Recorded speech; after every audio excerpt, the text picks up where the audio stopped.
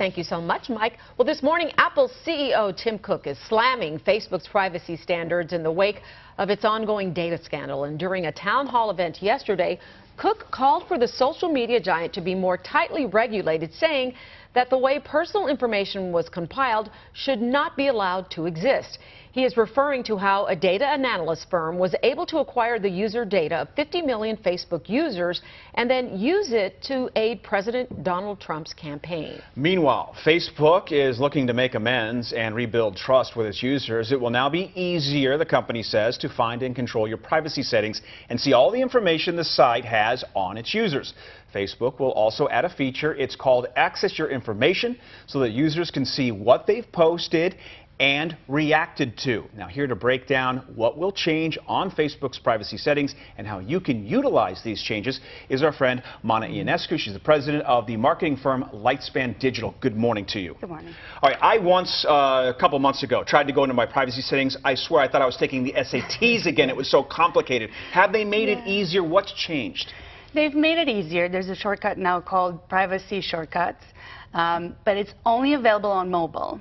So they haven't rolled it out for desktop yet. Okay. Interesting thing, though, is this morning I discovered that there's more privacy settings in other places still. Oh, really? So it used to be that you had to go to about 20 places to adjust who can see what.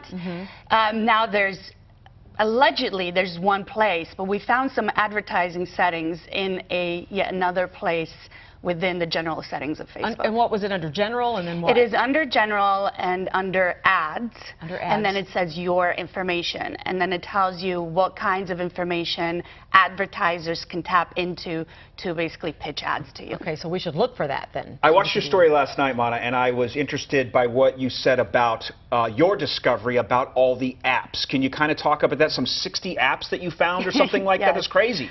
Yeah, everything from Spotify, but then also a lot of quizzes that I took by connecting Facebook to a quiz platform, just as Cambridge Analytica did. That's a horrible idea to do those quizzes, isn't it? Yeah, and I thought I had done 2 or 3. I had done dozens of them. Really? How about Very interesting. Okay, I have a question for you, because I remember when Facebook introduced Messenger, I kept hearing all these things about don't sign up for Messenger. That's where a lot of your personal data is coming from. So I do not have Messenger, which drives a lot of people crazy, because I think I'm the only one who doesn't. But I didn't do it on purpose because I had heard that. How much does Messenger give out more information than some of these other apps that we're talking about? It doesn't necessarily. Most of the information collected comes from Facebook itself and all these little settings that we didn't know existed that we may have left open. Obviously, Messenger connects with the address book, so it does tap into, it uploads your contacts from your phone. But there is a place on Facebook where you can download your file and you can see everything that has been shared with Facebook, including your contacts. Again, it's under general settings. This time it's only accessible from desktop. So, oh gosh. What a surprise. So you'll need both in order to really do a good cleanup. But it is spring, so it might be time for a little bit of spring cleanup. I was at a party with a lot of my younger relatives, and we were talking about social media, and they informed me that I am indeed old because I'm on Facebook. They're all on Instagram. Now, Instagram is owned by Facebook. It is. When we're talking about privacy settings with Instagram, have they changed like Facebook is changing them? The same applied to Instagram. And there's also WhatsApp that also belongs to Facebook that a lot of youth like to use. So, for example, if I were to run advertising on Instagram, I would go through the Facebook advertising platform to access the data I need for Instagram.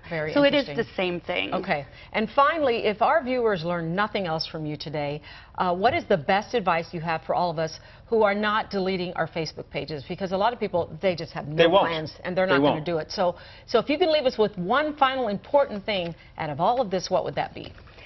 Go into that privacy shortcut, access the apps you've given access to, and disconnect them. You can delete them, you can delete the history there. And it's also a good idea to download your file and see what you've given, what Facebook has on you, and go back and start deleting things that you don't want there. That is interesting. Mana Ionescu, thank you so much for coming back. Thank you. Appreciate it. Great to have you.